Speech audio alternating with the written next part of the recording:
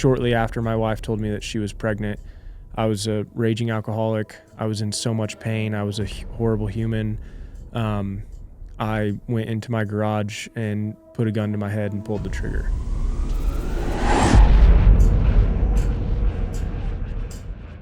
What is up, everyone? Welcome back to another episode of the Mountain Tough podcast. I am Dustin Diefenderfer, host and founder of Mountain Tough, and we are so glad that you're here.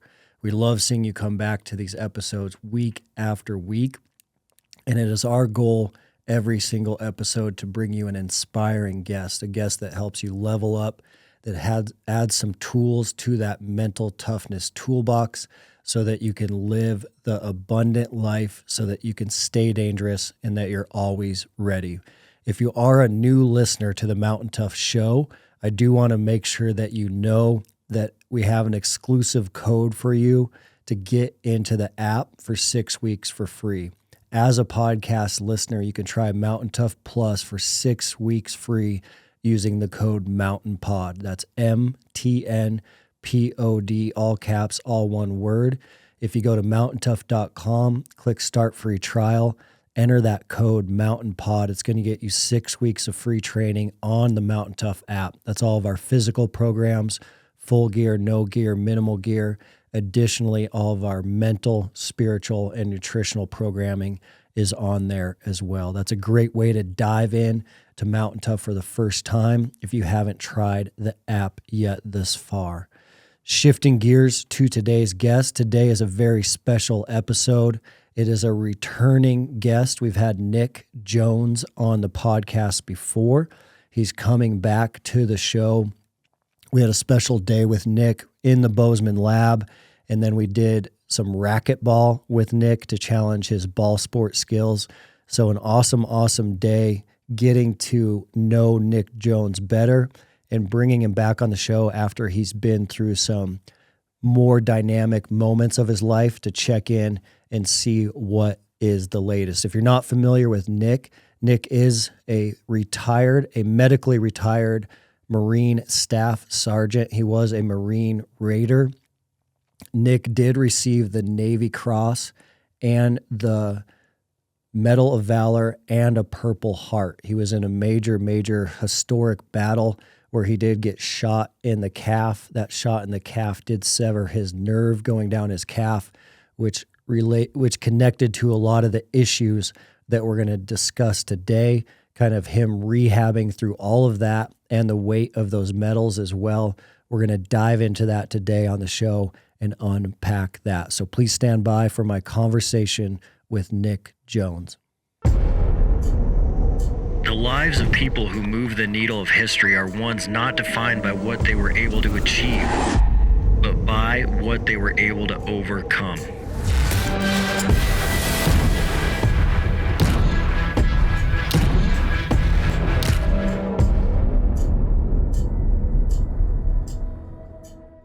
So, big day today, the Mountain Tough workout. We did the gym daily in my home gym, which was fun. That was super smooth. That workout felt good, where it wasn't like too much, wasn't a complete smoke show, but left feeling pretty good. Yeah, I enjoyed it. Like following it, I mean, it was super simple. You do a warm up, you do the workout, you do a cool down. I mean, very easy, like very minimal gear, at least for that one. Yeah. So, yeah. Those are nice. There's something nice about not having to think about a workout. Yeah. And just hit and play. When you know all you have to do is hit play and just do whatever the coach is telling you to do, then your mind can just focus on the workout. You're not focusing about like what's next or what I'm going to write for the next step. Like the MGDs are super popular for that reason, and then the gym dailies are super popular for that reason, because if you just walk downstairs and hit play every day, you're going to be in pretty phenomenal shape. Yeah. Which is nice. Yeah. And then we hit the sauna, but you've been hitting the sauna, or you're pretty used to going in the sauna from your house. Yeah. Yeah, we've got a sauna. We do it often, my wife and I. So it's nice. Yeah, I love it. Yeah. It's definitely a game changer. Yeah. everything from mental clarity, mental health, physical health, looking young, also all sorts of benefits. I know we were talking about that today in the sauna. It's like they can be expensive for sure, depending on, what you go with.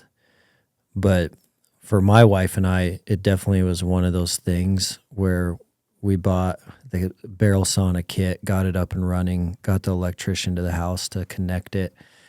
And after that first week in there, we were like, man, we should have done this like 10 years ago, 15 years ago, because it's expensive, but the amount of mental and health benefits you're getting, and you can chill in there with your wife and talk about some great things. I was like, we should have bought one a long time ago. Yeah. The investment, it's well worth it. I feel like we've got our money's worth for sure, because it's hard to put a price tag on your health. It's like my wife has definitely been the biggest advocate for me to take care of myself, because in the Marine Corps, it's like moving so fast, so hard. Like, I mean, you're kind of forced to do a lot of things, but we're eating junky, we're sleeping junky, and it's like now I have the opportunity. We've got the freedom to do it. I've got the time to do it, and it's like having that added to our nightly routine has been a game changer. We were talking about the sleep, helps with the sleep. Yeah. So, the sleep's crazy. Yeah. Like, I don't even move after doing a sauna at night. Yeah. You're just like in a coma. Yeah. Which sleep is the number one human performance hack. So I was just, last week I was out talking to a military group, and then I connected with their head trainer, and we were talking about all the different programming you can do, all the different recovery you can do, all the different, lights, Theraguns, everything. And he had just come back from reading a study that just concluded, out of everything that's out there, you can't beat sleep. And so now it's like about making sure that you're getting adequate sleep at night, adding naps in during the day, because none of these tools, supplements, drinks, lights that we can do are equivalent to what sleep can do to restoring our body. So if you can find a way to increase your sleep, even like for people out there, if you increase your sleep 30 minutes a night times 5 nights a week, that is like the fastest life-changing hack out there. It's crazy. What's pretty wild is, like, through my whole 12 years in the Marine Corps, it was almost like when I started, as soon as I went to boot camp and then left, like, my sleep was shit. Like, I felt like the Marine Corps jacked my sleep up because of all these irregular patterns and yada, yada, yada. And then, and it kind of continued, because, like, after my injury, like, I mean, I wasn't sleeping hardly at all. Like, I mean, I had nightmares, night terrors, like, you name it. Like, it was very hard for me to get a full night's sleep. And then after I stopped drinking, July 11th, 2022, give it probably 30 days, I sleep like a damn baby now. Like, I mean, a baby that sleeps well. Yeah. I know you got a baby, and my baby don't sleep. Yeah. Well, my baby does. So, and then I sleep too. So, no, it's been, I mean, I feel like the alcohol thing had the most intense effect on my sleep and my sleep patterns. Like, and then not having a routine, like having that, like, that nightly routine, trying to get your circadian rhythm on track, like, that made a world of a difference. And now it's like, sometimes, I mean, I love my sleep. So. Well, your body's just in rebuild mode the whole time you're sleeping. So all the rebuilding systems are fired up. And if you're not getting that, it's like you're never going to get ahead. But I was the same way, because I drank, I was joking with my wife, because I grew up in Billings, and we weren't like a redneck family, but we we were on the fence of being a redneck family. And I remember drinking beers with my buddies when I think we were 12. At least 13. We were stealing Schmidt ice from my buddy's dad's garage all the time because he like didn't know, and he always had like 30 packs around all the time, so we'd always grab like a couple Schmidt's ices. Yeah. Well then, so I drank beer since I was like, let's say 12, and then now I'm 42, so that's 30 years of drinking beer. Not all those years was I drinking a lot of beer. So like I got a lot of my partying out of my system when I was young. So we were in a bunch of trouble in middle school, and then I was in a bunch of trouble in high school. And when I went to college, I kind of had the partying out of my system, and that's when I really straightened out. But then I still had like a beer or two after work all the way up until the last couple of years. So that's a lot of beers over 30 years. And so we switched to the NAs about 2 years ago now. So a little less than you, we switched. We didn't completely quit drinking, but the NAs helped us completely quit drinking without even realizing it. Yeah. And so, because for me, it was just like get home from a long day of work, I just want to like have a beer. And so now if I get home from a long day of work and have an NA, it does the same effect. And there's so many good NAs out there now. So for me, it's been about 2 years of very, very little alcohol. And then this last year, it's been like 1 day of drinking over 365 days. But the sleep thing is crazy because 2 beers after work, I used to sleep good. At least I thought I was sleeping good. But my watch would be like, you slept like garbage when I woke up. And then you felt that way too. Like you might have been in bed unconscious for 8 hours, but you'd wake up feeling like that didn't happen. Right. And now, no alcohol, 8 hours of sleep. You wake up, your watch is like 92 sleep score, maximum amount of REM, and you feel amazing. Oh, yeah. And it's even like one beer. Well, one beer on the Garmin watches will tell you that like your sleep's a little jacked up. That's wild. Yeah, that's crazy. Yeah. I think it's like alcohol hammers us way more than we think it does. Yeah, for sure. It's poison. Poison. Yeah. It's awesome to see right now. There's like maybe you call it a trend, and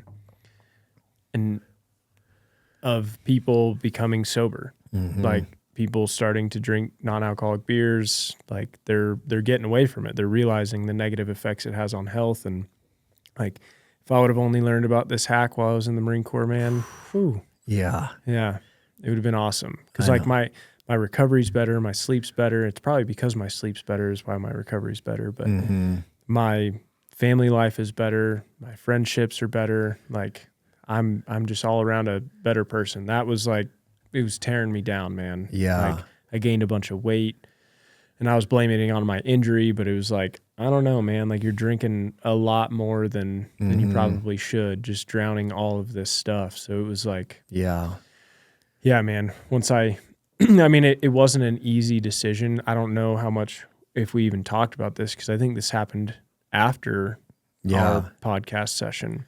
And you were in the last podcast, so you were on the show when we first started the Mountain Tough podcast a few years ago. Yeah. And you had been doing some serious drinking, I think, at that time, just coming out of it potentially. Yeah. No, I think it was in June of 2022, and I stopped in July of 2022 because I was actually flying to Ohio to go get my final surgery. And I had told my wife, I was like, I think I'll, for this recovery, I'll try to stop for 4 or 6 weeks so then I can give my body at least a little bit of a break, something to just heal from the surgery. Sitting in the Bozeman airport, I was like, I'm going to have a couple though before we get there. So, and so July 10th, is the anniversary for the C-130 crash that happened that killed 15 Marines, 1 Navy corpsman. 7 of those guys were from my company. So that happened July 10th of 2017. And there were 6 Raiders and then 1 SARC, so the Special Amphibious Reconnaissance Corpsman. So in typical fashion, I'm throwing some back for the boys, you know? Yeah. So it was a few years for that one. And the lady was putting the second beer like down in front of me in the airport, and I get this phone call from back home, and it was one of my best friends, and he calls me. He's like, "Hey man," he's like, "Zach just died." One of the keys to maximizing your workout is to make sure that you're eating clean and putting the right fuel in your body. Mountain Tough has preached this since the beginning. You're also seeing a shift right now nationally where we're calling out hidden additives, hidden substances in our food. As a hunter, when you process your own meat, you control everything. No additives, no shortcuts, no compromises. Just clean fuel built for peak performance. My family has been processing our own wild game for years using field-tested, hardcore processing equipment from the team over at Meat. Meat offers world-class grinders, stuffers, slicers, everything you need to turn your wild game into clean, high-octane fuel. No gimmicks, just high-quality tools that get the job done, and they're backed by a limited lifetime warranty. Take control of your life. Take control of your health. Click the link in the podcast description below to claim your special offer from Meat and start fueling the right way today.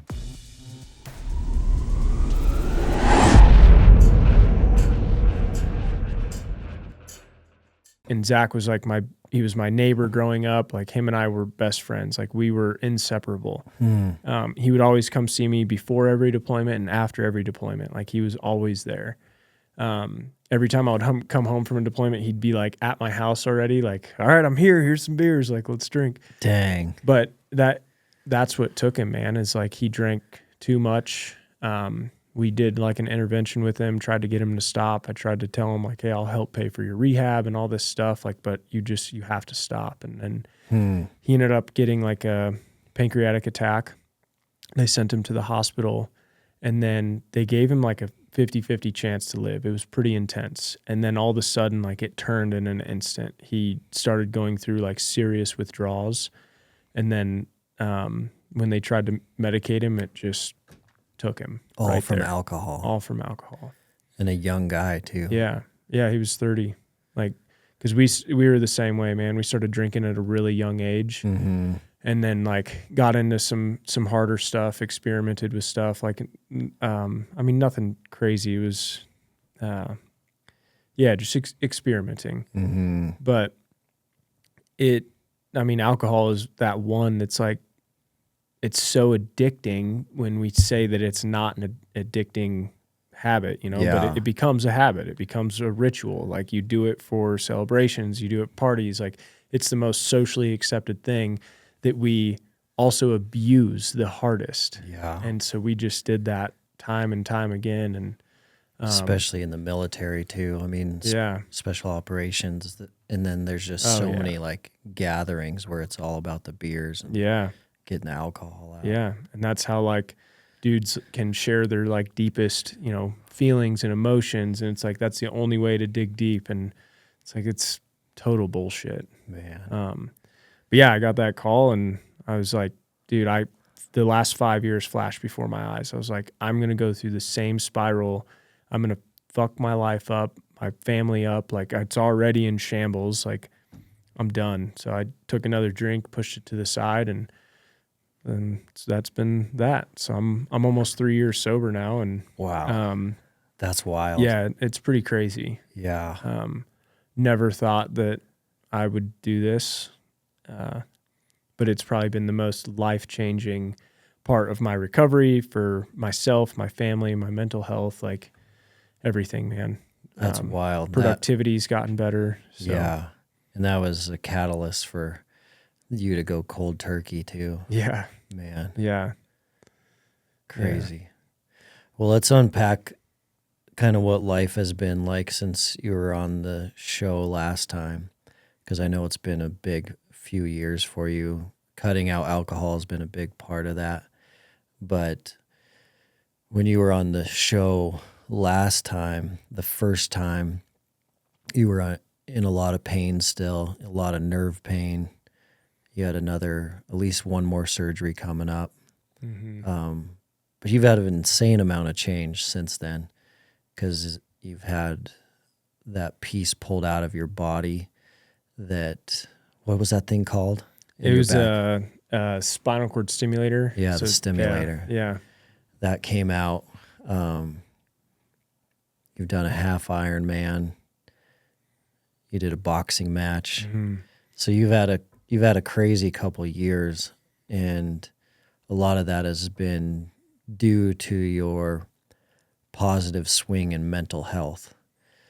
But going from kind of like a low of all lows to where you're at now, what caused it to kind of stay on this positive trajectory?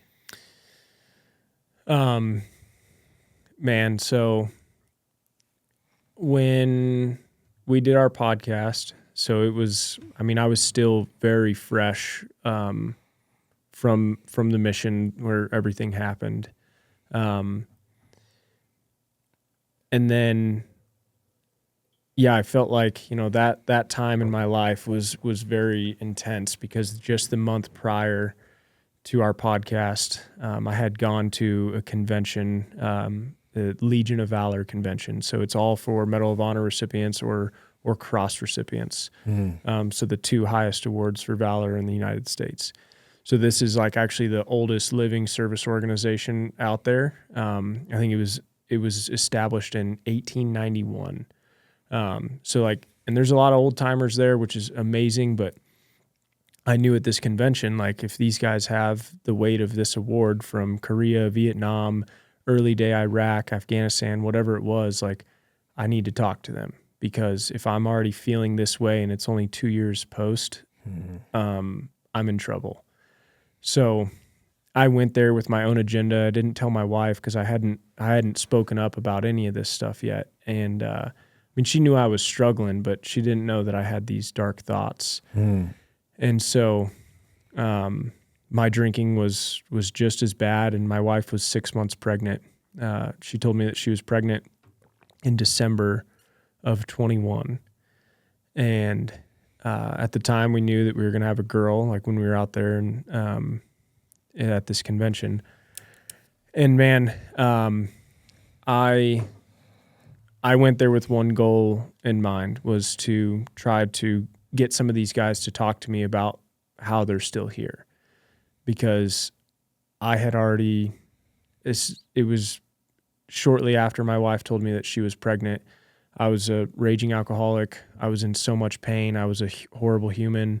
I went into my garage and put a gun to my head and pulled the trigger. And for the grace of God or some divine something, I had a light strike in my Glock. No way. Yeah. I've shot tens of thousands of rounds through these things. And like very rarely did that happen. Yeah. So it like dimpled the primer, but didn't dimple it hard enough. Yeah. Unbelievable. And that was actually Fletcher. He heard me sobbing, like crying super, super loud. And he came busting in the garage and was like, "What's wrong?" Like looking around. And then he finds me and like does like what I was telling you about earlier, just like frantically licking and cuddling me, like pushed me off of this chair. And like whether or not like he knew what was going on or whatever, and I don't know if he hadn't done that, if I would have tried to rack another one and tried again. I don't know, but the dude, he saved my life that night. And then it was like one of those turning points. It's like, if this is happening to me, it's happening to other people, and like I got to figure it out. So I went there, and one dude, he was opening up, telling his story, and he's like, 15 years after my incident, I attempted suicide. And he had a very similar instance. I don't know if he had a light strike or what happened with his, but he started to try to change his life after that point. And like, I started like crying uncontrollably. And my wife was like, what is wrong with this guy? So that night we went back into our hotel room, and I was pretty sauced up, and I told her everything. And I was like, look, like, I tried to kill myself. And I still have these thoughts. Like, I feel like I'm better off dead. Like, you guys don't deserve me. Freya is not going to meet this person. And I don't want to be a burden to you guys. Man. And, she was probably blown away. She didn't know what to do, you know, and like what spouse does, like what friend does, you know, it's really hard when you're put in that situation and you hear those serious words, because it's like she had feared for my life in combat, on other deployments, on training, because we had lost friends in training now. So she's like, I don't know when to not worry about you. And now this, like, you're a raging alcoholic and now you're going to kill yourself. So now I have to worry about you at home. Oh, man. And it's like, and then, you know, it's hard. It's a hard thing to kind of conceptualize, but then that trust is no longer there. Like, she's like, I don't want you to be alone in the garage by yourself, or I don't want you to go out hunting by yourself or whatever, because I'm afraid you're going to kill yourself. Now she's worried about that. Yeah. So now it's like, now I'm living even more, you know, like cautious and things. And, so I told her, I was like, look, I'm done hiding it. I'm going to call people right now. I'm going to tell people I can't keep this in anymore, or else it's going to eat at me so much, and I'm going to lose it. I need a plan. I need somebody to know. So I called several of my best friends right then and there and was like, look, like, I have to tell you, because I came to an epiphany that if I don't get help, I'm going to kill myself. And so, it was like, I was in such a shock that when I came back home, we had our podcast like a couple weeks later. So I was still just like, and I had talked about it for the very first time ever in public. And I'm like, I don't know how to do it. I don't like, it's such a taboo. The minute you say suicide or tried to kill myself or whatever, like, people are like, whoa, like, it's some serious stuff. I don't know if I want, you know, to be around it. I don't know how to help with it, but like, man, it was hard. It was a hard thing to get through. And then things just started happening. You know, I had a treatment back in Ohio, and I was going to do a ketamine infusion. Hopefully it was going to help with my pain. It like did an adverse reaction. My back locked up. Things got even more painful. So then I called the surgeon. I was like, dude, I need you to cut my leg off and take this stimulator out, because I'm done. Like, I'm in way too much pain. And so he's like, I got another option. He ended up amputating another nerve, in my sural nerve. So it's like right behind my kneecap, and like right in the crease of your knee, and then one in the front of my shin. Took the stimulator out. And I'm not even joking. Like, when I went into the surgery, I was like, this is the one. And I said that before like every surgery, but I'm like, this is it. Like, I can feel it. Something is different. So it was like, we had to stay in Ohio for a little bit. 4 or 5 days post-op, I tossed my cane, tossed my walker. I was like, I'm not doing it, dude. This is it. I'm good. So then 3 weeks later, we ran a program for Talons Reach, and I'm like hopping around on rocks and like kind of trying to run around in the mountains. And I was like, I feel really good. And then it was like, you know, shortly after that, I'm like, okay, let's start setting milestones. Let's start setting goals. Like, how did I get to where I was as a special operator without having goals, without having things to push myself? Yeah.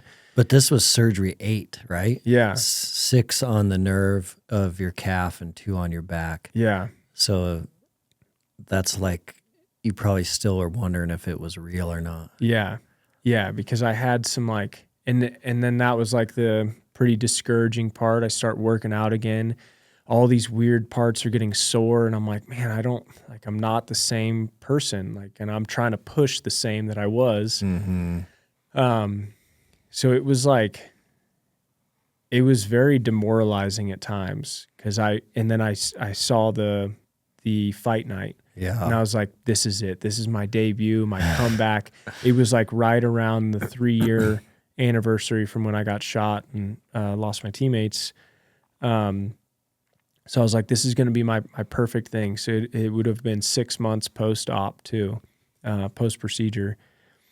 And so, I signed up for it, started doing boxing, but then like all the repetitive jumping and bouncing around was like flaring up my legs super bad. So I was getting all nervous. All the twisting from, throwing punches was like making my back all jacked up. And I'm like, I don't know, man. So I just kept working at it, man. And it just slowly but surely started to all come together. And it was like, once I won that match though, I was like, all right, what's the next goal? Yeah, what's next? There's no stopping it now. Dude, have you unpacked much how crazy it was you got a light strike? Like, from like a higher power perspective, the fact that you had a light strike in your garage.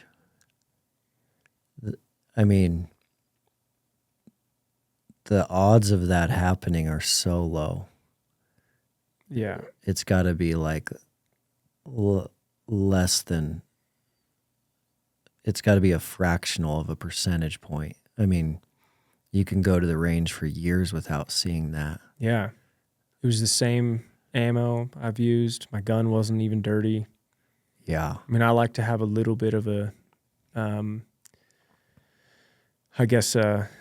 my gun, I feel like guns run better when they're not super clean, when they've got a little bit of carbon in there, Mm-hmm. But after I kind of calmed down and looked at it, I'm like, there's nothing wrong with this thing. I actually went to the range it was probably a year later and shot that round. And it went. That's insane. Yeah. Hey guys, there are a lot of trends out there. And one trend that I've personally found in my own life through experience that has been a game changer is cold plunging and cold water therapy. The benefits for me have been off the charts when it comes to two main categories. The physical inflammation reduction from cold plunging every day has been a complete game changer, but my favorite part of cold water therapy has been the mental aspect, the mental clarity, the stress reduction, and most importantly, the ability to build mental toughness every day in a very simple way by just forcing myself to get in that cold water has been a drastic improvement that is easy, fast, and efficient. I've tried countless different ways to access cold water therapy, from the redneck version horse troughs to building my own cold plunge system off Amazon parts and pieces. Every time I've tried that, it has been a disaster until we found Ice Barrel.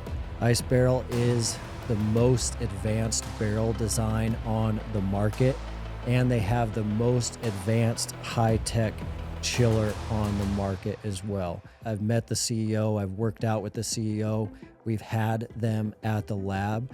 They're a great team, American-made manufacturing, and we're proud to announce that you can now access a discount on Ice Barrel products. All you need to do as a podcast listener is use the code MOUNTAINTOUGH. That's going to get you 15% off all Ice Barrels except the chiller. Again, that's Mountain Tough, all caps, all one word, on icebarrel.com.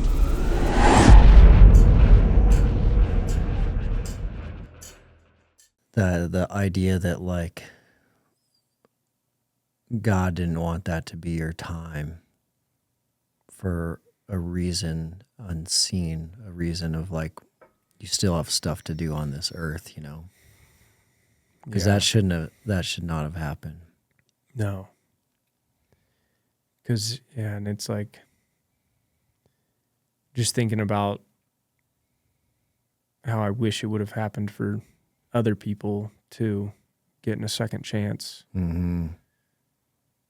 Because, I lost a really close friend December 5th of was it 23? Yeah. And so we just buried him in Arlington earlier this year, or I guess 2024. But that was hard, man. Yeah. It's like, it's so hard because, like, you know, a guy like that, he did 20 years in special operations, like so many deployments. Like we called this dude our war chief. Like he was the epitome of a special operator.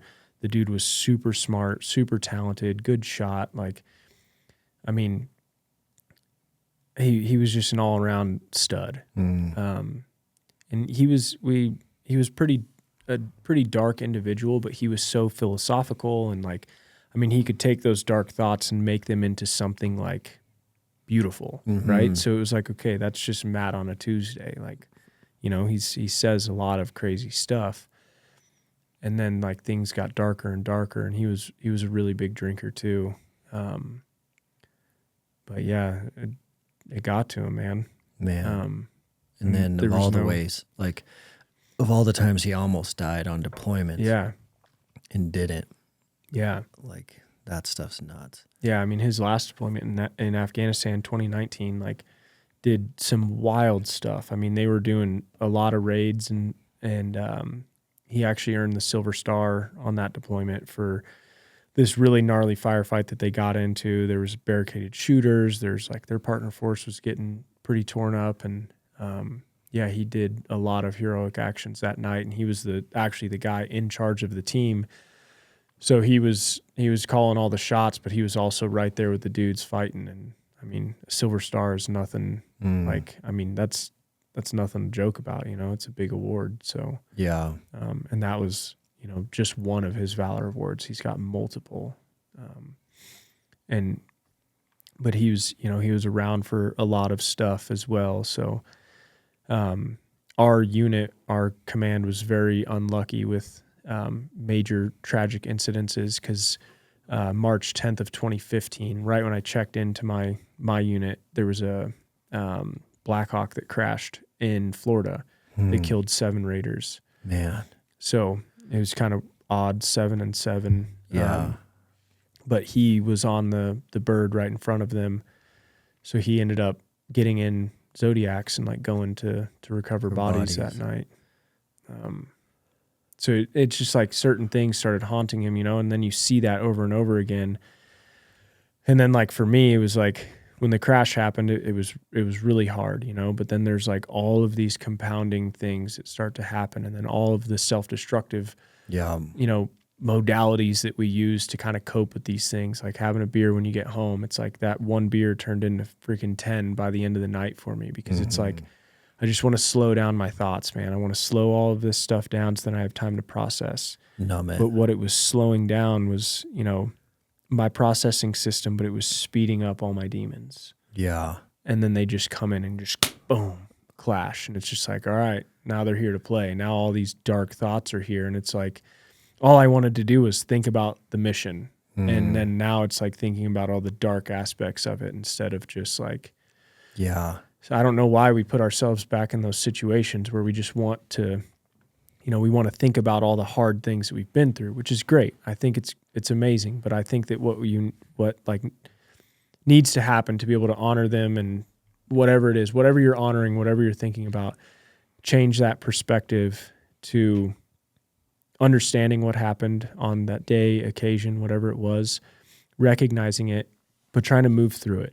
Because like, if you move around it, if you try to, you know, avoid it, then that's when all of these things start to creep in. But if you push through that thing, then now you're going to take that circumstance and you're going to own it. You're going to be like, okay, yes, this did happen, but it's not me.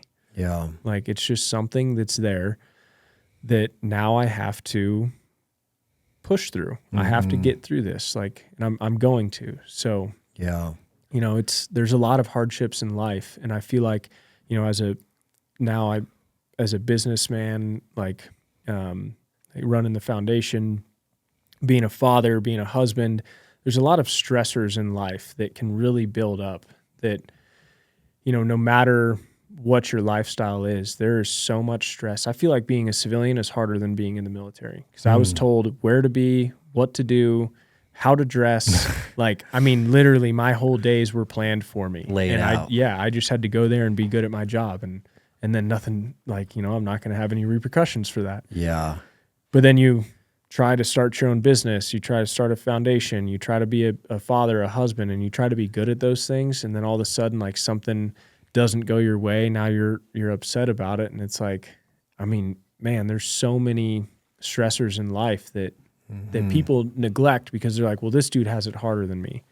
Or, you know, this is, yeah, like the comparison piece is probably the hardest part about it. It's like, I mean, after I got shot, I was like, well, this dude doesn't have any legs. Like, this dude, you know, doesn't have an eye or whatever it is. And it's like, I'm over here bitching about my wound, and this guy over here has to put on a leg every time he gets up. And it's like, well, if I keep comparing myself to him, then I'm never going to get through what I'm going through. You know, it's like, I'm just going to keep comparing and then keep being like, well, I'm just being a bitch about it. Like, no, like, what I'm going through was the hardest day of my life. And now I just need to continue to figure out how to navigate that. And yeah, man, comparison is literally the killer of joy. Yeah. It steals all joy. Yeah. Yeah. So I think you talked about it a little bit, but it would be interesting to hear a little bit more about kind of what led to your low point was the weight of that award and how some other guys were struggling with that. But is that just the weight of like being awarded for generally was a pretty bad day? A lot of that type of feeling? Yeah, I think I blame it on the award because it's like people look at you as a hero and they want to hear your story. They want to know everything that happened that day. And you know, I'm guilty of it too, because before, you know, I've ever even seen an award like this, like I was briefly talking about our team logo and the stars that were replaced for the guys who were killed. Yeah. Well, there's a guy on there, Jonathan Gifford. He was also awarded the Navy Cross, and he was one of the legacy guys in my team that kind of raised these guys. So I would hear the legacies of him, and then even in like Marine Corps boot camp, we're always chanting about Medal of Honor recipients, Navy Cross recipients, things like that, because they're superheroic actions. And then you look at those as a young Marine or soldier, and you're like, how do I do that? Like, how does that ever even happen?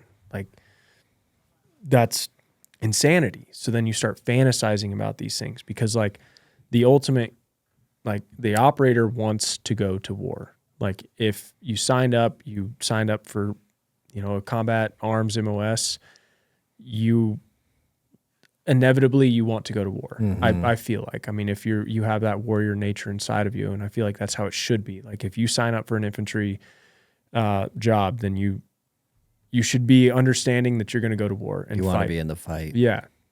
And so, like, that's all that I dreamed of. Like, because I was a pretty violent kid before, but then, like, now I feel like when I was in, all of these heroes were looked at as gods. And it was like, how do I achieve that level of success? And I never thought that, like, any of those actions that they took here in their citations were stupid, right? It was like they were doing what they needed to do on the battlefield. And then being put into that situation, I've realized that there's a lot more to it than the citation, than what they read on the piece of paper, because there's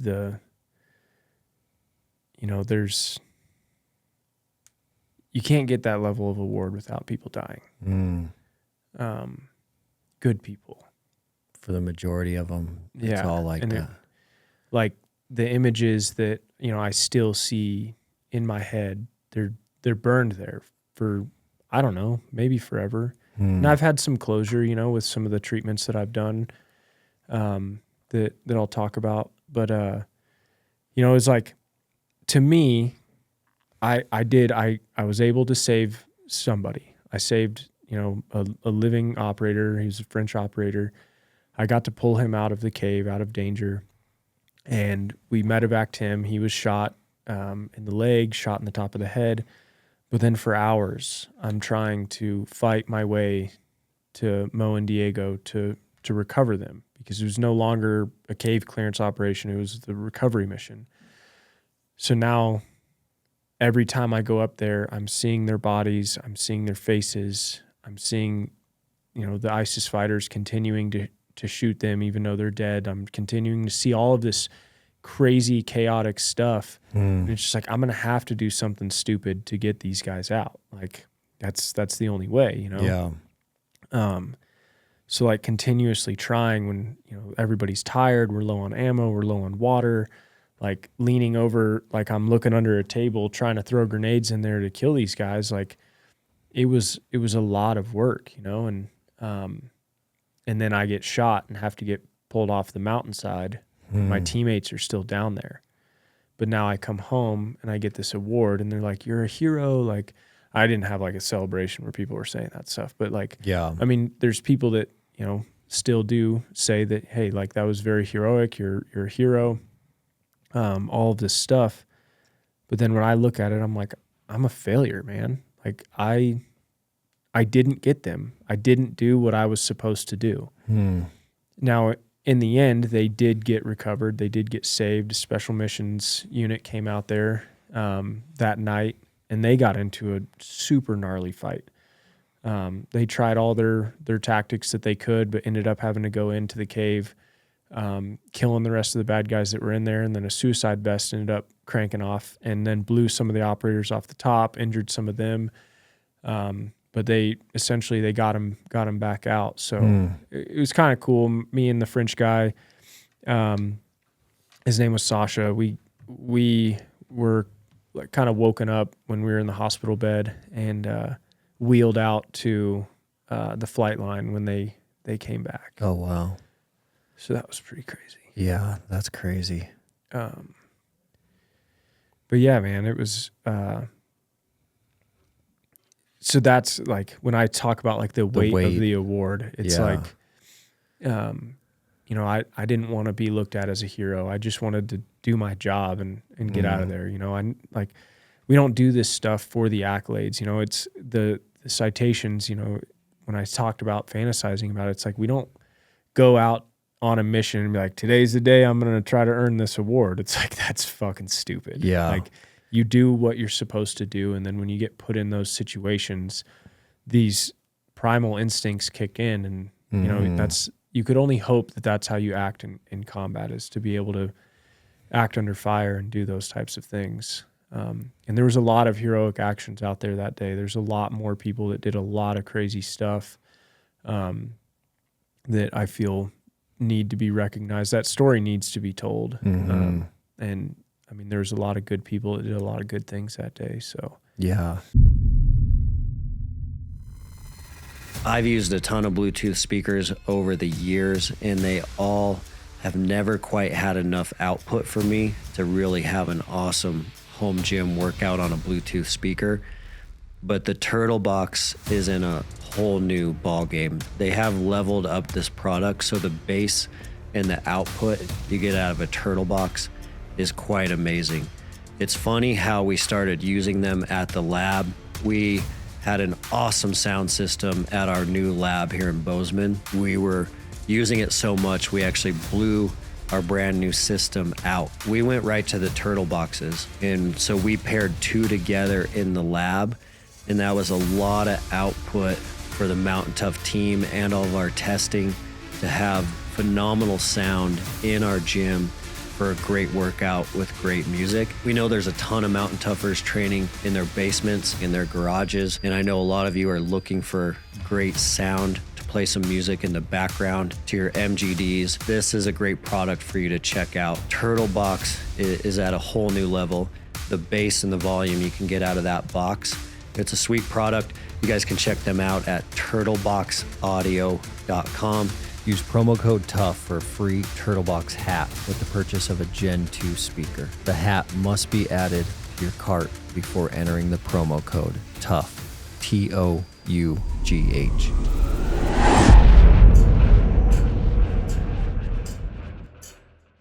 then you're isolated as one that they decide to kind of write the story about and give an award to.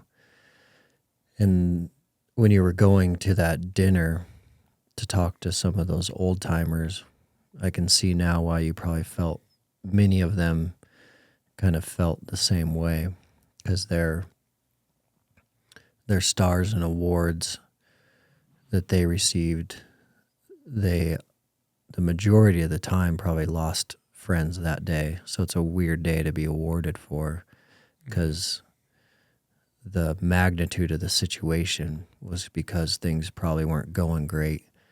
And then now it's kind of like memorialized in a weird way. Yeah.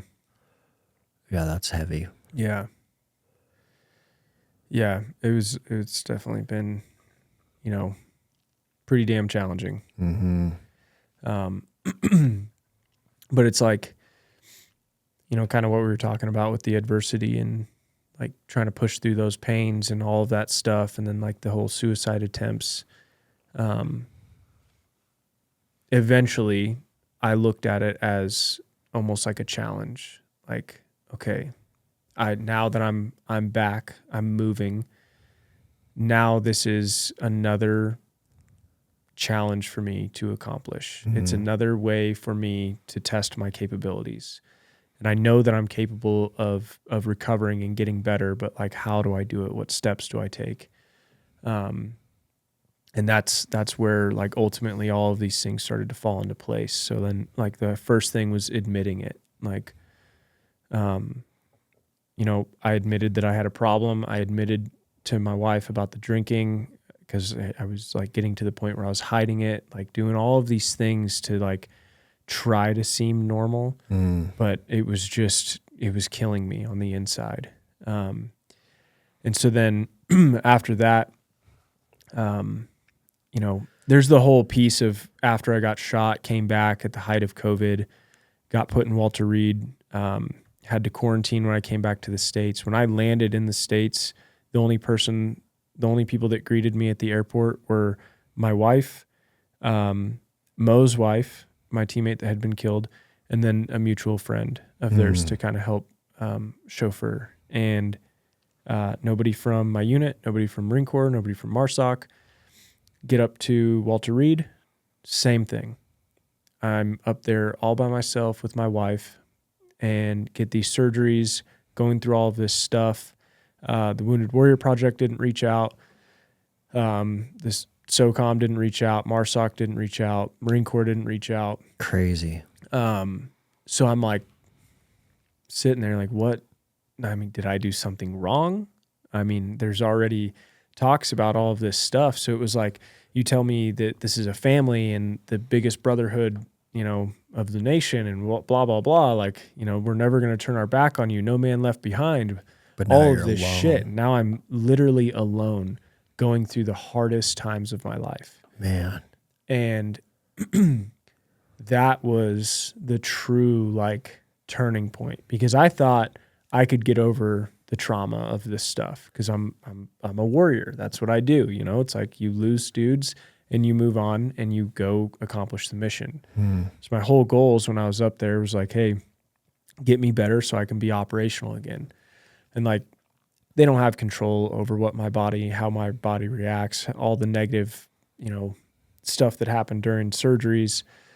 But like, a little bit of moral support would have helped a lot. Yeah. A psychologist or something to come visit me at Walter Reed to talk about my traumas or something, or that's wild. That whatever. Wasn't there. Yeah.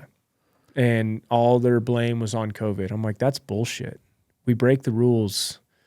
Like we work in the gray in special operations at times. Like you have to do things for the greater good. And if you're not going to go see one of your operators that was just wounded doing one of the most complex freaking situations that we've been in a very long time, it was mind blowing. Yeah. Especially no one like from MARSOC there. Yeah. That's crazy. Yeah.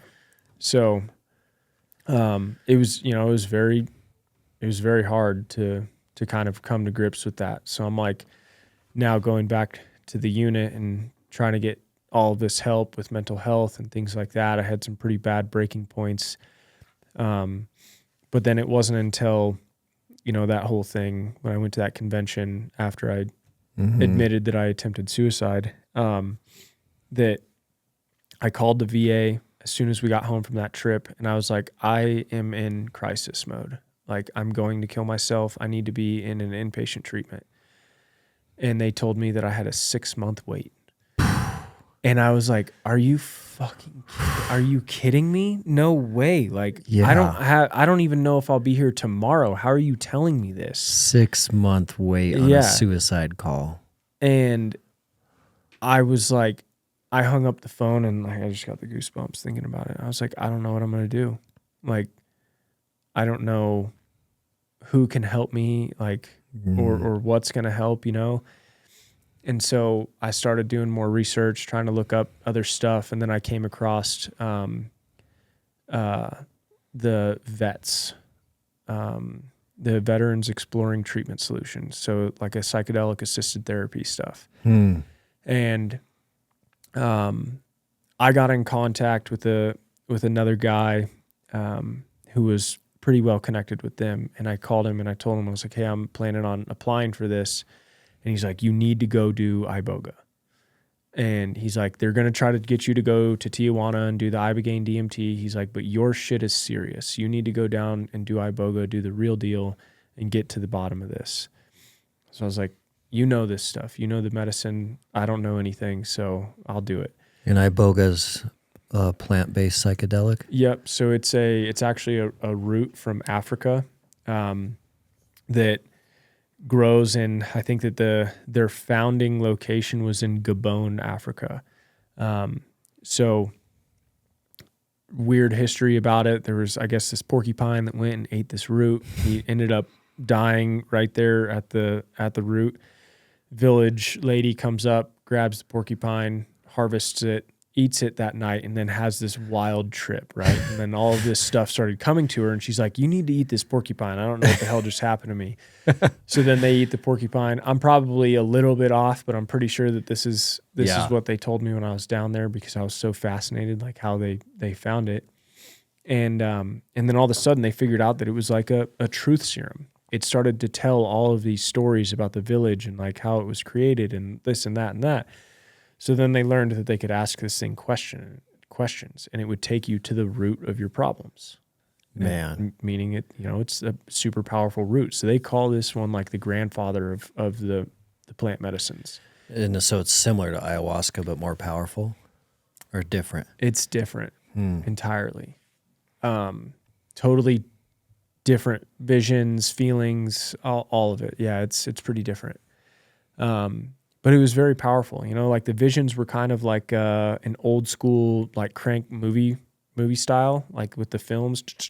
So like that's kind of how your visions were throughout that. And like what was wild to me is it showed me a lot of things from my childhood. Showed me a lot of like, because that's what it was taking me back to. It's like, yes, the combat was intense and it was hard, you know, but like you got to deal with this stuff first, and then you can move through all of the other stuff. Stuff you probably have never or weren't even thinking about. Yeah. Stuff I just thought was nothing. I don't recall much of my childhood because of how much of a hellion I was. So it was like, you know, that was pretty mind blowing to me. The only problem that I had when I was there was iboga is a very strong medicine for people with addictions. So hardcore drug addicts, eating disorders, all sorts of different things, right? So like there's all sorts of different people that were there. There was no other veterans. There was one veteran right when I showed up, but he ended up leaving. So it was hard to connect with people. I mean, I was an addict, but on a whole different side of things. Yeah. And so I almost felt like I was alone again. Like I would process, I journaled a lot, I would color, draw a lot. But like, I felt like I needed to get it out. I needed to talk about it. I needed something to just rip it out of me. And I felt like it was a great journey. I think that it did what it needed to do to get me over that hump, and it's really started me on a really good trajectory. Because then shortly after that is when I did the fight. So you did the iboga before the fight. Yeah, because I was I was in a very dark spot. Yeah. So I went and did that in December. My baby was 3 months old, I think. And so it was pretty crazy, and then my wife's a pretty big straight edge. So that was a very hard step for us. Yeah. Is admitting that, hey, I want to go do this crazy psychedelic in Mexico. And, it's 3 ceremonies. I'm going to be gone for all of this time. And she's afraid of that stuff. So yeah, you got to sell that to your spouse. Yeah. Which, it's not a normal conversation. Right. Yeah. But then when I came back, she was like, wow, okay. I can see some very positive impacts from that. But the medicine, that type of stuff is not an easy button. It's not just took the medicine, now I'm better. There's a lot of integration that needs to happen afterwards. There's a lot of stuff that happened, a lot of visions, a lot of insights. So you need something to do with that. So then that's where coaching comes in. They provide coaching for that. And it takes a lot of time to reintegrate for family life because nobody else changed. You're the only one that went and did this. And it's much like any other therapy. It's you go sit in normal talk therapy. You're the only one that was in that session with that psychologist. Yeah. So now how do you apply those tools to everybody else in your life?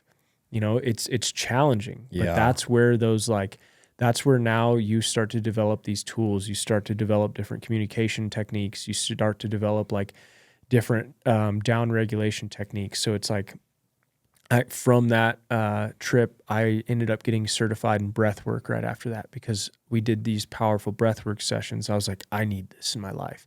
I'd done it before, but it was all of that stuff was so moving to me that it was okay, now this is what I'm going to do. And it's going to help with the programs for Talons Reach. Now I can help facilitate that and be in better with the whole meditation space, the mindfulness stuff.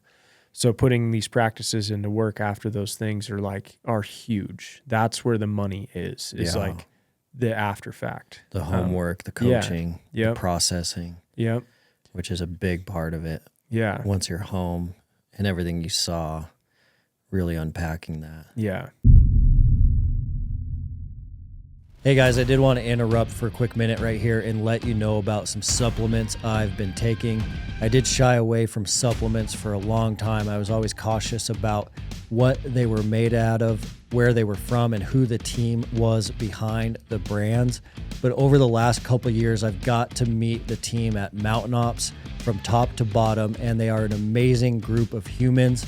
I've got to know the CEO, Trevor Farnes, really well, and he is a mission-focused individual that cares about humans living a better quality of life so that they can have that abundant life. So over the last couple of years, he has helped me add some things that have changed the game for me.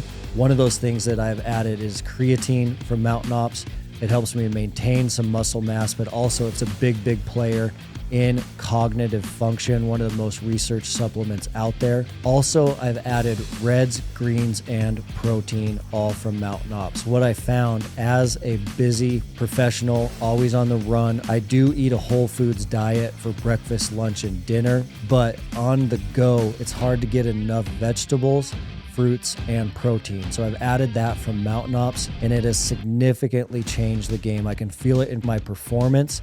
I haven't got sick for a long, long time, and I can certainly feel it in my mental clarity as well. The last thing I've added is the Mountain Tough Hydrate product for the backcountry, for hunting season. When I'm in the hills, I do run short on those electrolytes. We even have a Mountain Tough flavor, the Mountain Tough Lemon Lime Hydrate, and that is a game changer for hydration in the backcountry. So I keep it really simple. That is all I've added to my protocol. and it has certainly helped me. And I certainly believe in the team and the culture behind Mountain Ops. They have started an initiative that's been around for a while called Conquer Hunger. Conquer Hunger is giving meals to hungry kids that aren't getting enough food, and they've given out over 6 million meals plus to kids through their Conquer Hunger initiative. So every order that happens at Mountain Ops, a percentage of that order goes to Conquer Hunger. So certainly an incredible company, an incredible culture. As a listener to the show, you do get an exclusive offer to Mountain Ops, so make sure you check that out. The offer is incredible as a first-time purchase at mountainops.com. So build your order if it's your first time. They are offering you a 20% exclusive discount. All you need to do is enter the promo code MountainTOUGH, all one word, all caps, for 20% off your first order at mountainops.com.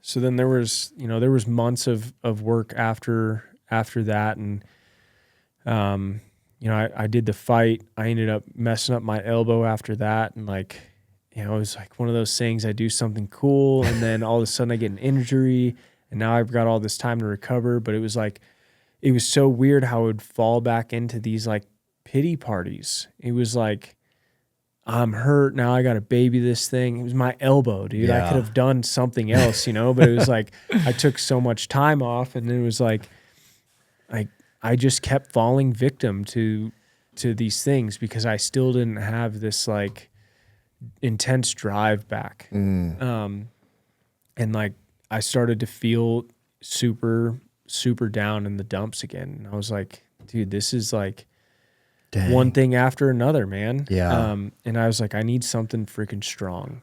I don't know why, but we're always like, what's the hardest thing I can do? Like, Yeah. I need to do that. Yeah. And so like, now that I was a part of like the whole plant medicine side of stuff, like I heard about ayahuasca and, so I'm like looking up all these mainstream places, but then I realized that there's another organization for veterans called Heroic Hearts Project. And I reached out to them. I told them my story, and they ended up getting me in pretty quickly, which was amazing. And went back down to Mexico and did a 3-day or a 3-ceremony retreat down there. And man, talk about life changing. That was a big one for you. That was a huge.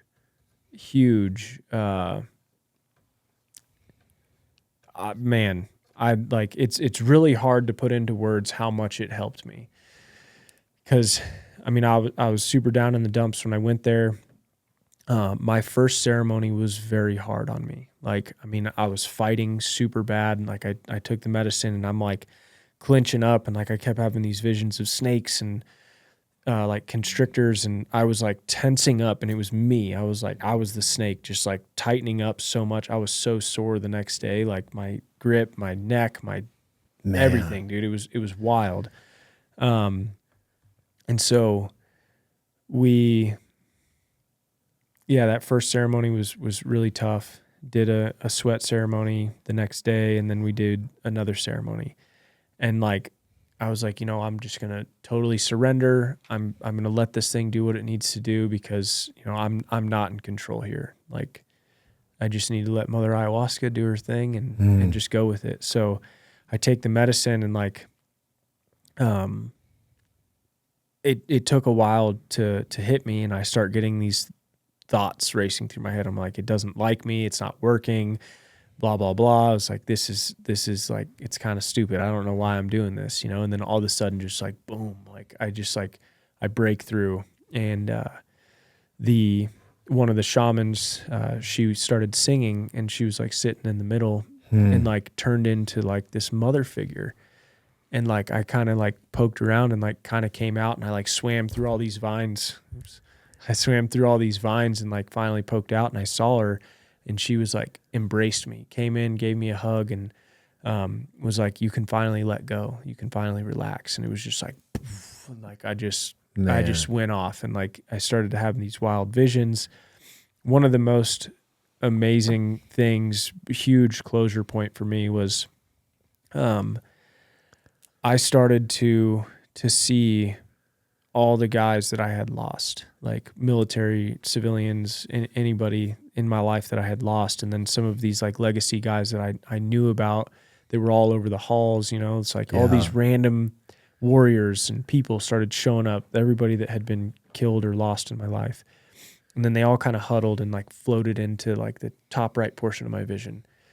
And I was like, what are you guys doing here? Like nobody said anything, and all this stuff is still going on, and they stay there. And then all of a sudden, like I felt like my hands get like really hot and wet, and I like wipe my face. I look down at my hands and they're covered in blood. And I was like, oh my God, Man. I look up at them. I was like, what is this?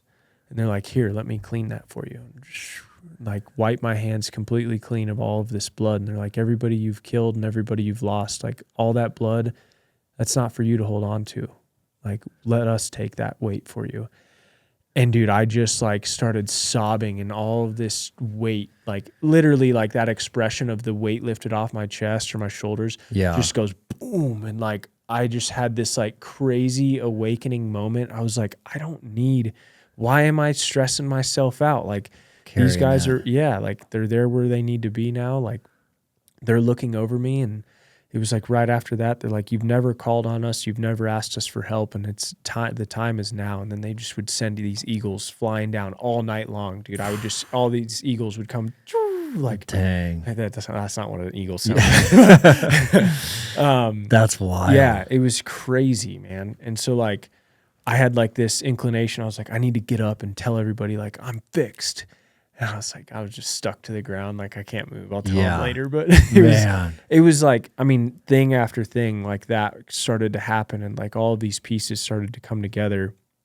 And like, man, she definitely gives you what you need at like when you need it. And I could go on for days about these experiences that I had. But when I came home, my wife was like, astonished. She was like, from that trip. Yeah. She's like, who are you now? Yeah. I did all of this coaching, and like I met a guy down there. His name's Sevi Mangrum. He was leading like the breath work and the movement and all of this stuff. And when he was down there, like him and I connected really well. And I was like, there's something about this guy. I need to hire him. He needs to come out to Talons Reach programs and help lead through that. He's got like the wisdom beyond his years. And I mean, he's just an amazing person. So he's been helping us out a lot with Talons Reach. But he helped coach after I left, and then we stayed connected. And then Heroic Hearts also had coaching and stuff.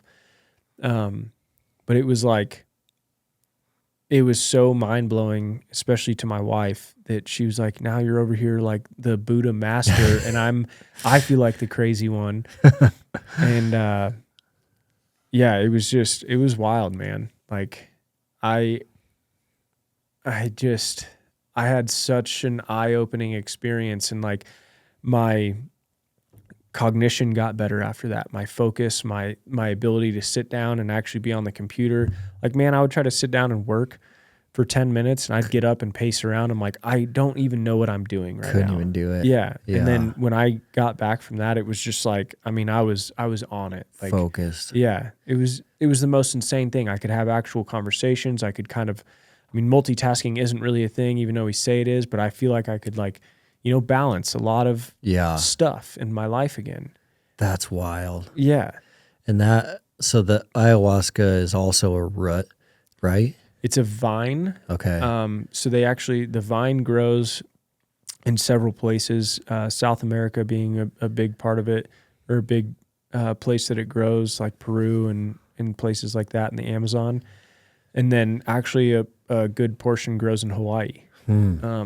So yeah, they take the vine and they take the leaf and they blend it together, and then they boil it for a certain amount of time, and it creates what they call like a little tea. Yeah. You're drinking that tea. It's not tasty. So they put it in little shot glasses and you take it back. And yeah, I mean, the whole experience is probably anywhere from 10 to 15 minutes. 4 to 8 hours.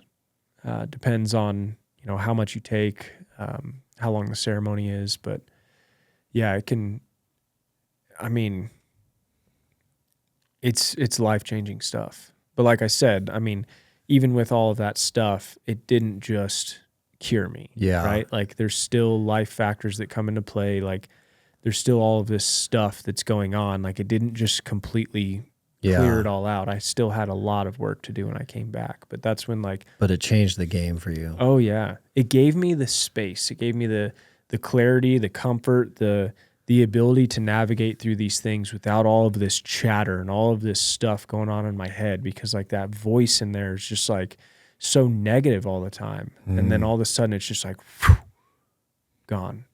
And I'm like, dang. I mean, now I can really hear my tinnitus, but I don't hear all this chatter and bullshit in there trying to tell me that I'm not good enough anymore. So man, I mean, it was something special. And then you had to do quite a bit of homework and coaching after that one as well. Yeah. Lots of follow-up, journaling.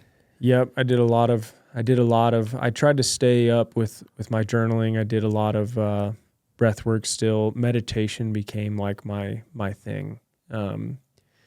Like the breath work was amazing. The one that I got certified in was like true like work. So it wasn't a very relaxing thing.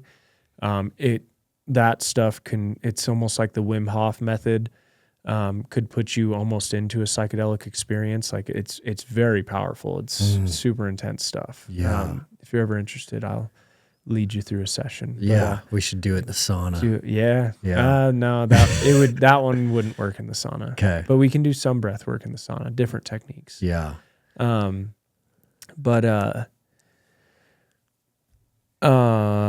Yeah, the meditation, like that was it.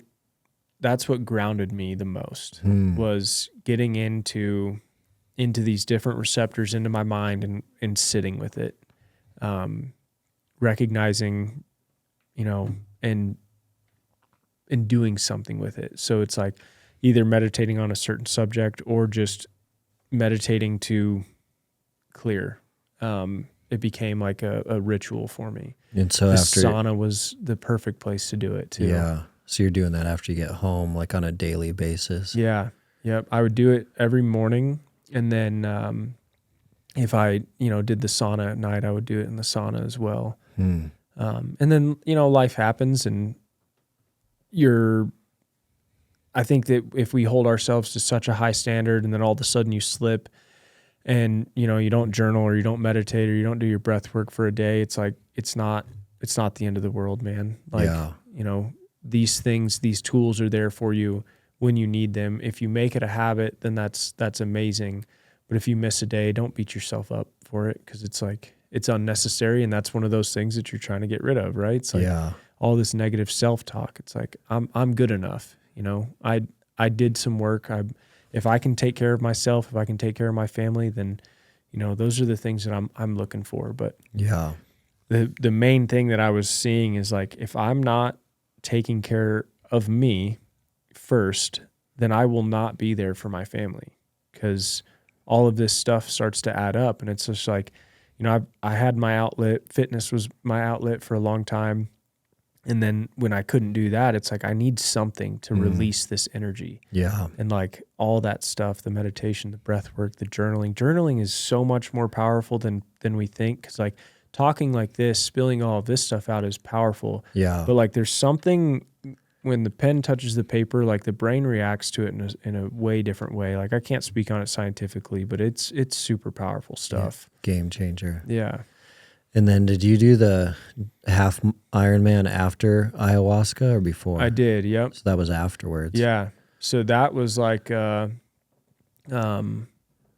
was one of those wake up calls when I thought about like, you know, because I was wondering why I kept falling into these slumps. You know, it's like, because I don't set enough goals for myself. I don't have something to go for, to train for. So then I'm just like kind of getting by in life. You know, it's like, you know, I could wake up early today and work out, but like, why? I'm not training for something. And like, people are like, well, I'm training for life. I'm training to be, a fit person. It's like, I need a goal. Yeah. For me personally. It It's helps like, a lot. Yeah. Yeah. Yeah. Cause it's like, yeah, I understand I need to be fit for my family, for my daughter, so then I can still play with her. And like, I maintained that level, that was okay. But that wasn't good enough for me. It's like, I don't want to just get by. Like, that's not who I am. That's not who I was bred to be. Yeah. Like, I'm going to push and start doing hard shit again because I want my daughter to see that. Like, I want to be the idol that she's like, he's always pushing harder and harder and harder, but yet still taking care of himself. Yeah. Like that example. I want to be that example to her. That's awesome. Yeah. And that went pretty well, right?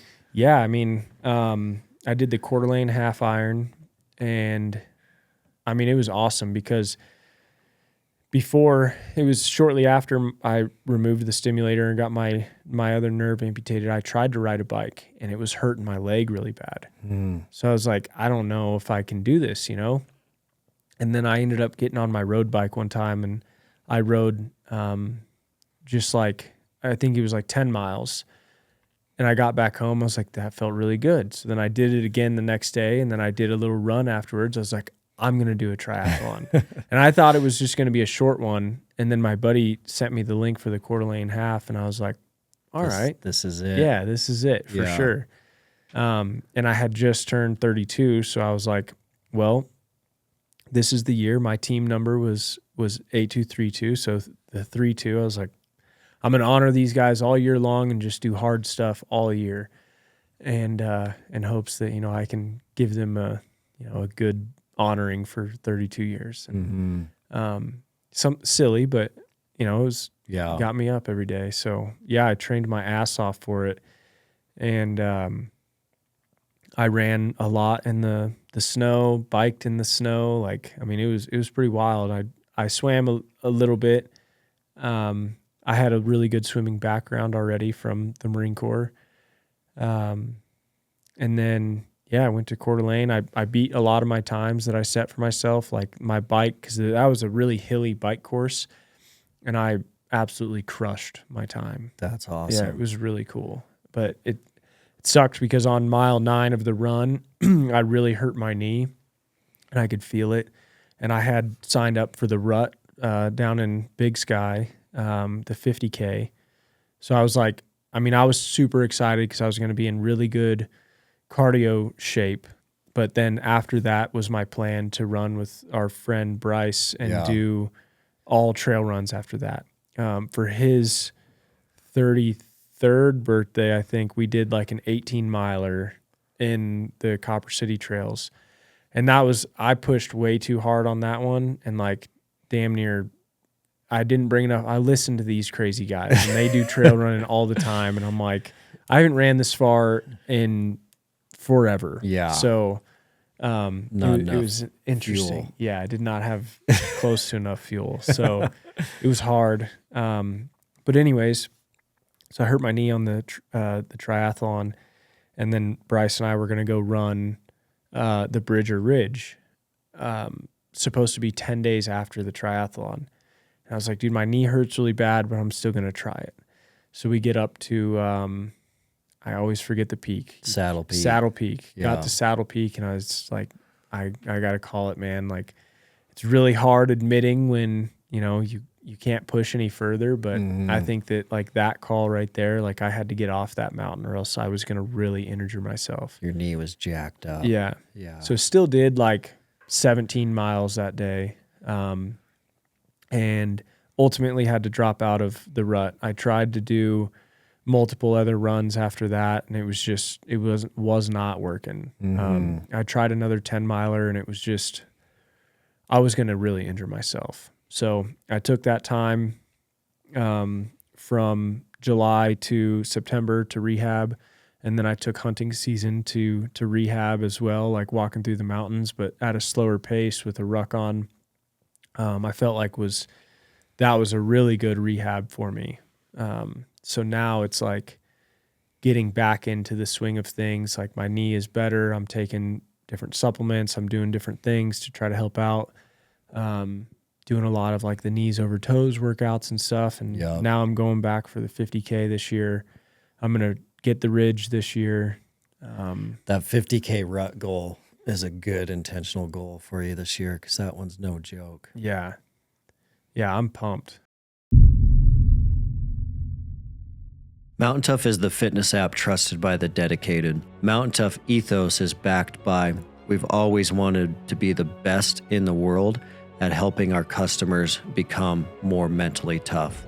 So inside the Mountain Tough app, you're not only going to find all of our physical training programs, but you're going to find additional training as well so that you can stay sharp physically, mentally, spiritually, and nutritionally. The Mountain Tough app also allows you to train no matter where you are, anytime, anywhere. Additionally, the Mountain Tough app is going to have programs from beginners all the way up to elite athletes. And all of our programming is structured in a way that you can start with no gear at body weight, and you can go all the way up to programming that is full gear. So you can do that in a robust home gym or your local gym. There's no excuse for you not to start today. With Mountain Tough, you can conquer your goals with the ideal program for your lifestyle and schedule. Train with equipment or just your body weight on your phone, tablet, TV, or web browser. Most importantly, Mountain Tough will help you train your mindset so you are always ready for anything life throws your way. Mountain Tough is offering the Mountain Tough podcast listeners an incredible offer. 6 weeks free on the Mountain Tough app. All you need to do is use the code MTNPOD to redeem your 6 weeks of training. That'll be a 14-day free trial plus a whole additional 4 weeks of training. Just go to mountaintough.com and enter code MTNPOD for your 6 weeks free on the best-in-class physical and mental training app.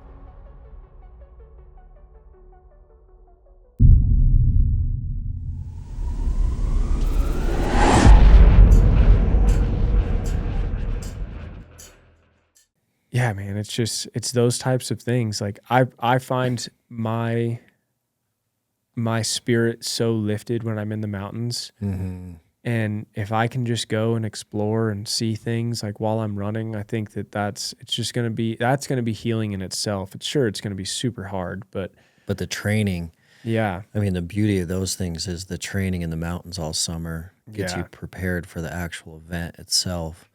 But the training is more healing than anything. Oh, I yeah. mean, training all year in the mountains of Montana to get ready for a 50K in September. The 50K will be amazing and challenging, but the training will be life-changing. Yeah. Yeah. I'm pumped. It's crazy, man. It's crazy to think of like where you were at.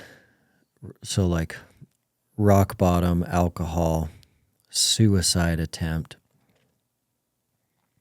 In addition, your nerve pain was insane. And to think about where you're at now, I'm sure there's a big part of you that never thought you'd be where you're at now. But also it sounds like where you're at now is a lot of different things that have contributed it to it. So, you know, the health, the sleep, the nutrition, the ayahuasca definitely was a game changer for you. But it was like a holistic approach that not only is it a holistic approach that has you feeling like you feel today, but it's also an understanding that this is a lifelong pursuit of feeling better. It's not something you can really back down on. It's not something you can really stop. It's going to be a lifelong pursuit of holistic, physical, mental, spiritual, emotional, nutritional betterment, which we all need. But your last couple of years have really highlighted how that can make a drastic difference on somebody. It's cool. Thanks, man. Yeah, it's awesome. Yeah. I mean, my support network is a big contributing factor to that, especially my wife. I mean, if she didn't support me doing this stuff, then, I mean, whether it's the long training days or going to Mexico to do ayahuasca, like, I mean, you got to have that good support network. You got to have those people that trust you to be able to go do what you feel like is right for you. What are you being called to do? Is this what you need to do, or is this what you want to do? And so, like, I mean, she's my rock, and, you know, I didn't give her nearly enough credit going through all of this stuff, like from her carrying me from surgeries, from when I had infections, like I couldn't walk, and she's like physically carrying me inside to, you know, get me where I need to go, and taking care of me, packing up the dogs. Like, I mean, being a warrior in herself, like, her story's unreal. You know, there is that residual or that like secondary PTSD that the spouses or the family, whoever's around, you know, somebody coming back with that type of trauma, they absorb it. Like, where does all that energy go? It goes right into them. And for her to stand by my side still and love me and take care of me, like, I mean, she's a freaking warrior, man. And if it wasn't for her, like, I probably wouldn't be here. You know, it's like my daughter has definitely a huge contributing factor to that as well, because I want to see her grow up. I want her to do good things, and I want to be that role model for her. So I'm like, I'm so grateful that she's never going to meet that drunk that I was. I mean, hopefully, like, I don't plan on relapsing or anything like that. So, I mean, nobody does, but I mean, I have to stay away from the non-alcoholic stuff. Just I can be around people when they're drinking and things like that. But if it's too close. I'm afraid that if I, you know, try it or something, it's going to give me that kind of feeling to want to go back. Yeah, just stay off it. But what's wild is, like, I don't know if it's the plant medicine or what, but it's like I have no cravings towards that. I have more craving towards coffee because I'm on this freaking diet right now than I have the entire time of my sobriety to alcohol. Yeah. It's like turned off. Yeah. That's awesome. I don't want that anymore. Because I know what it'll do to me. I know what it'll do to everybody else around me, and I will lose everything that I've worked hard for. Yeah. Yeah, that's so good for your daughter, man. Isn't it crazy how almost every suicide story ties to that factor of these guys are going to be better if I'm not around? That is like the demonic thought that gets in a lot of people's heads that gets suicidal thoughts. It's thinking about your spouse or your family and thinking that they'll be better without me. Even though we know that's not true, but in that moment, you're thinking you're causing enough destruction that is true.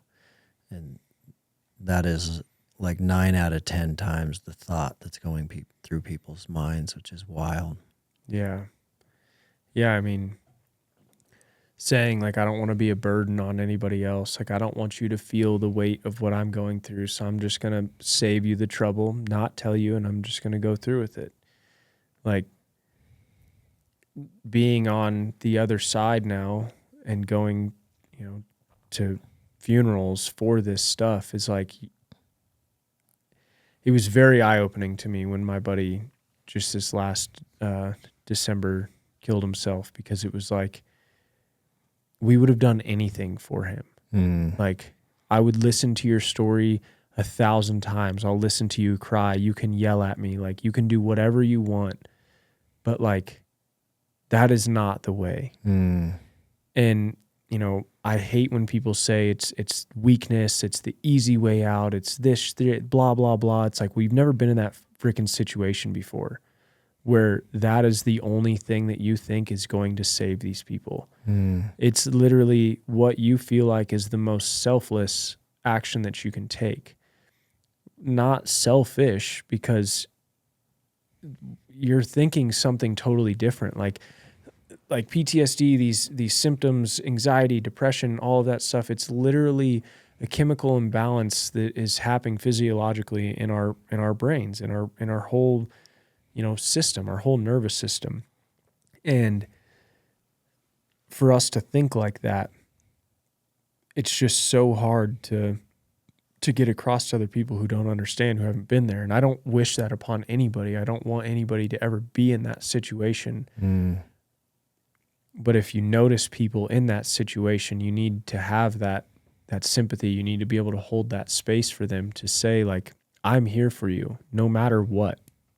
Like, I'll come over, take all your guns away. I'll do whatever I can for you. I will, I'll lock your stuff up. I'll call the ambulance because I want you here. You can be mad at me right now. You can fight me all you want, but I'm not going to lose you because I'm not going to go to another fucking funeral. Yeah. I'm not going to get in my blues for another service member.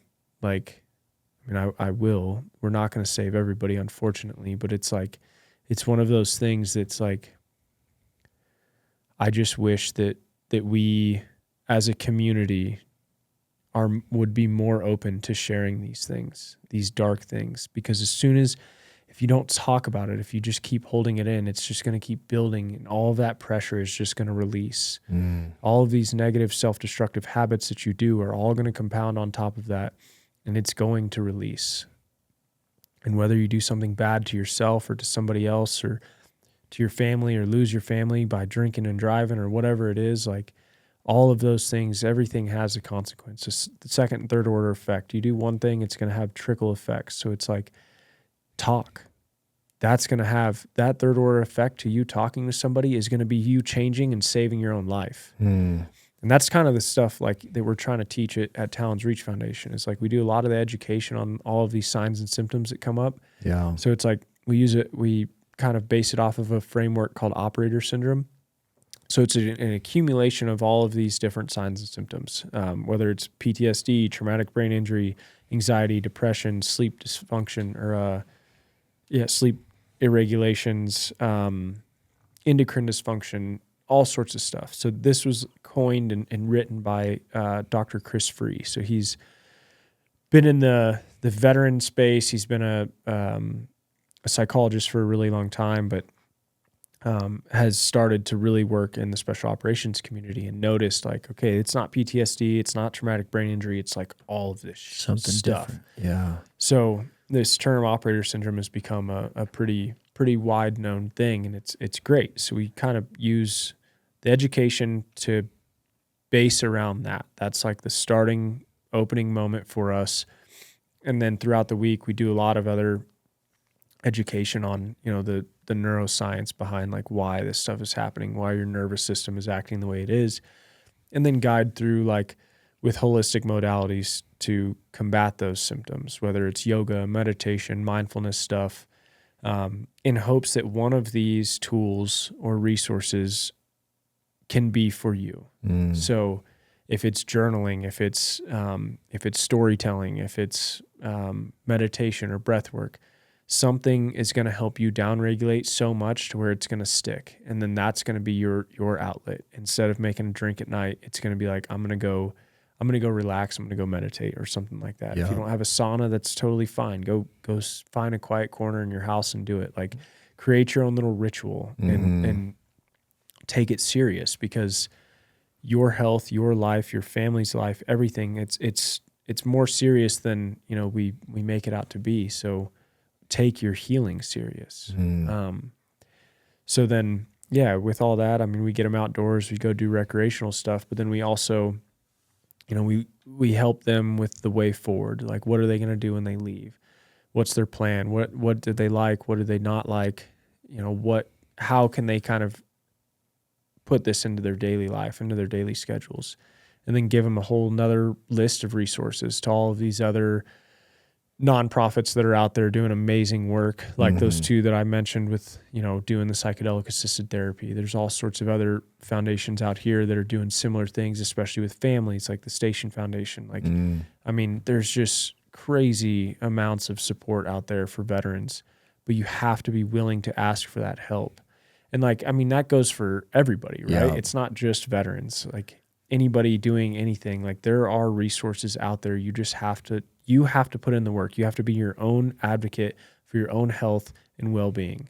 If you don't do that, nobody's going to do it for you. Like my wife can give me all the tools, all the resources, but I have to be the one that goes out there and actually takes action. Yeah. So you guys probably have some crazy testimonials now that have come through the programs. yeah, I mean, some truly life-changing stuff, man. And it's pretty wild because, you know, we don't treat or diagnose anybody. We don't do therapy. It's all introduction to different modalities. And like a lot of it is, you know, it's from the storytelling. These guys hold this stuff in for years and years and years. And it's like, now we give them that safe space to talk about it. There's no drugs or alcohol involved.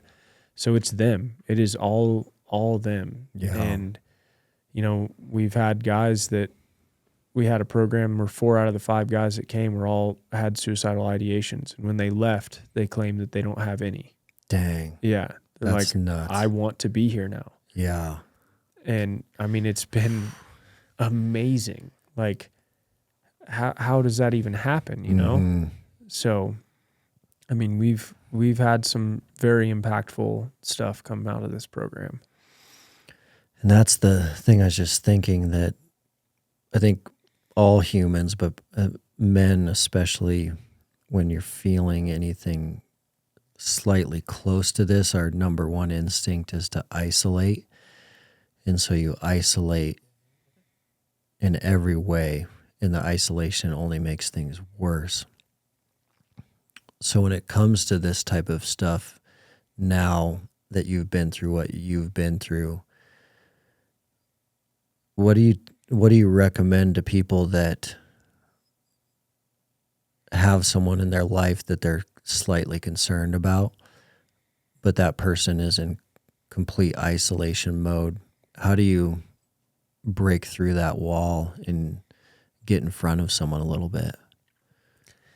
It is challenging because you don't want to feel like you're prying too much. And a lot of us are scared to just simply ask, you know, how are you doing? And if they say, I'm good, don't bullshit me. Like, I've seen you for X number of years or however, like, I know that something's going on.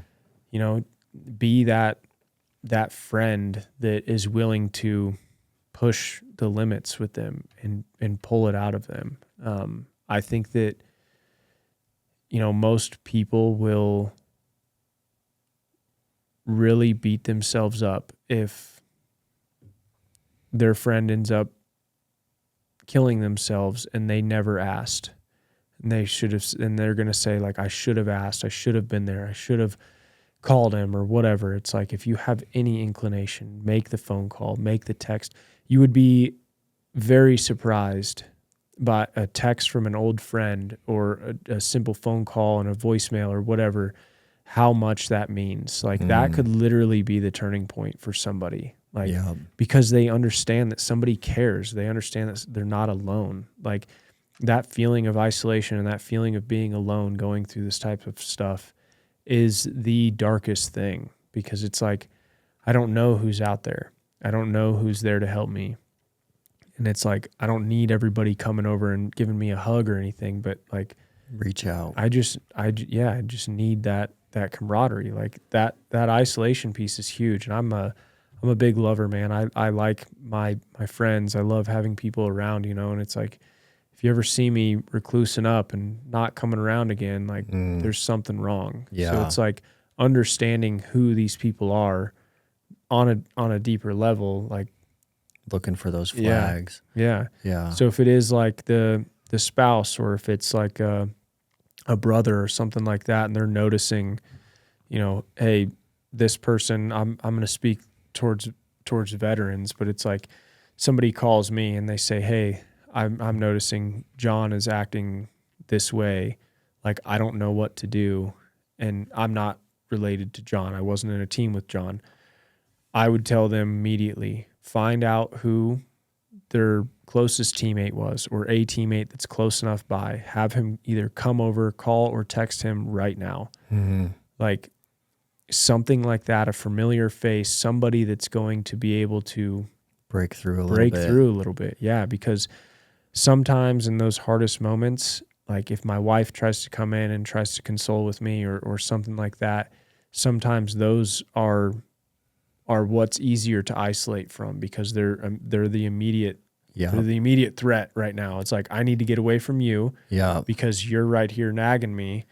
So now I start to go and even more isolate. And then that's when things start to happen. It's like, okay, like when they're starting to push away from that stuff, like it's game time. Like pull out all the resource books and call the teammates, the arsenals. Like there's friends that, you know, they'll do anything for you. They say that and they're not kidding. It's like, but you've never asked. So how are you going to know if they're really going to do it? Fucking ask for help. Like, I mean, that's the first part right there. Admit that you need help, ask for the help, and go get it. It's not as bad as you think. Like, it's hard at times going through therapies. Like, I was going through somatic experiencing therapy for a really long time. I don't really like the traditional talk therapy. I don't like going to a psychologist where every time I leave, they're going to try to prescribe me another medication. I don't take any medications anymore. I haven't taken any medications in over 3 years now. And, you know, I believe that medications do have a time and a place for things. I'm not like totally against them, right? Like, I think that if you need something to get over a hump, you use that to be able to get the time and the space to then work on the tools, work on the resources that you've got available, and start really trying to dig at that, because these medicines are not there for life. You should take them when you need them and get rid of them, because essentially, like, you have everything that you need inside of you to be able to get through all of this stuff. So, I just lost my train of thought. Yeah, that therapy that you were doing. Yeah. So I was going through the somatic experiencing therapy, and it's like, it's a little bit of talk-ish, but it's a lot of like energy. It's a lot of like touch work. Sounds crazy, sounds woo-woo, but I'm into that stuff now. I mean, I went and did ayahuasca in the jungle of Mexico. So it's like, I mean, there is a lot. I mean, our bodies, we're all energy. Like right now, like we're pushing off a lot of energy talking about all of this stuff. Like, I'm going to be zapped after this, right? There's these somatic experiencing techniques that you can utilize that, like, if I'm getting angry, like I can like charge up this stuff and then like dissipate all of this energy in certain ways, and doing different breath techniques or whatever it is. So it's like, there's so many different therapies out there that, like, you don't, like, I think when people think about going to get help, they immediately think of, I'm going to go talk to a psychologist. I'm going to be another check in the box, another hour-long appointment for this lady who's not going to remember my fucking story when I come back in. Because that happened to me so many times. I'm like, I just told you this story last week. Dang, dude. Like, and were you not listening?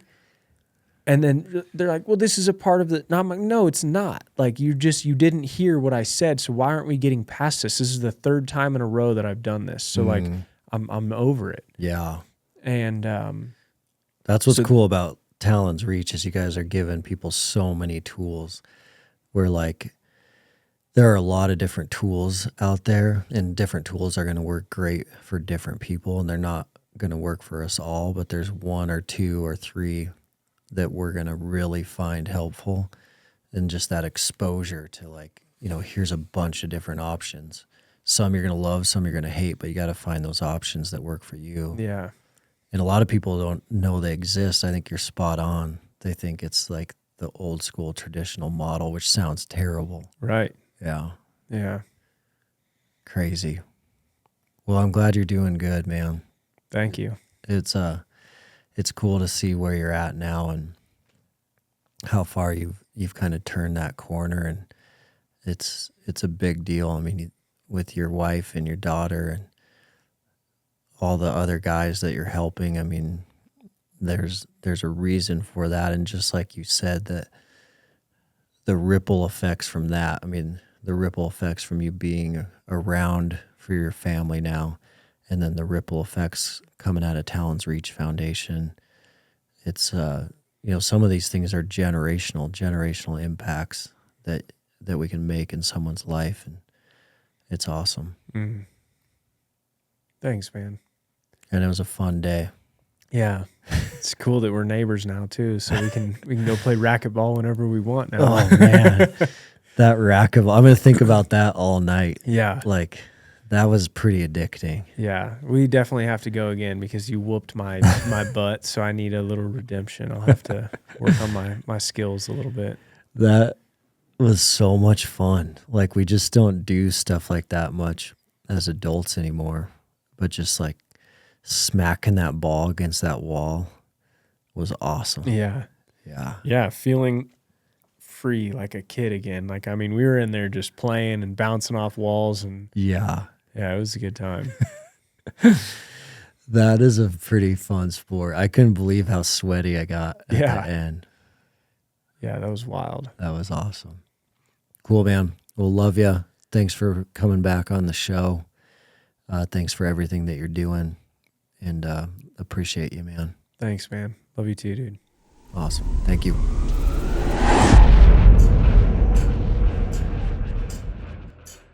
What a profound conversation with Nick. That one was heavy and deep and certainly uncovered some crazy topics.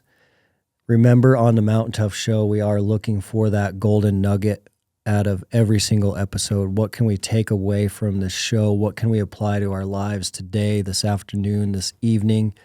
That practical approach to life change, we have to apply it to make it stick. There was 2 in this that stood out to me. Certainly there's a lot there. We covered a lot of depth on this show, but the 2 that stood out is the first one is Nick talked about cutting alcohol out of his life and wishing that he would have done that earlier in his military career, but finding out this hack later, this hack of cutting alcohol out. That one is huge, guys. It's certainly been a game changer for me. I talked about, just casually drinking beer after work most of my entire life. But over the last 2 years, switching to no beer or non-alcoholic beer, and the difference I feel in my human performance, the difference I feel in my mental performance is night and day. So sleep, recovery, stomach issues, everything improves when you reduce and cut that alcohol. There's a lot of different ways to do it now with the variety of non-alcoholic products. So big one. I can't encourage that one enough. I've seen it so many times now at Mountain Tough, even with all of the special operations groups we're working with now. When we see them or they come see us, the amount of alcohol that's been reduced in those communities is significant. Everyone's switching to very little drinking or drinking the non-alcoholics, because once you do it, you notice immediately how much better you feel, not only physically, but mentally. And that's what helped Nick with that depression, anxiety. Cutting that alcohol helps. So think about that one, see how you can apply that one. Secondly, the big one was checking on your buddies. How can we be that good friend? Kyle Thompson talks about who is your 3 a.m. friend. And to have 3 a.m. friends, you need to be one. So if someone's going to help you out at 3 a.m. with a household emergency, those friends appear in your life by being one yourself. Nick unpacked that at a different angle today related to the suicide and guys committing suicide. And one way that we have to be that good 3 a.m. friend is we have to call those guys. We have to text those guys. And we have to ask them the hard questions. We can't let them give us the surface level answers. We have to dig deep into our friends' lives to see where we can help, to make sure that they're not running into issues that they're just not telling us about. So big episode, definitely some life change in there for sure. Special conversation with Nick. Thanks for being here. Love you guys. Make sure you tune in for next week's episode. And if you haven't yet, check us out on YouTube at Mountain Tough Fitness Lab.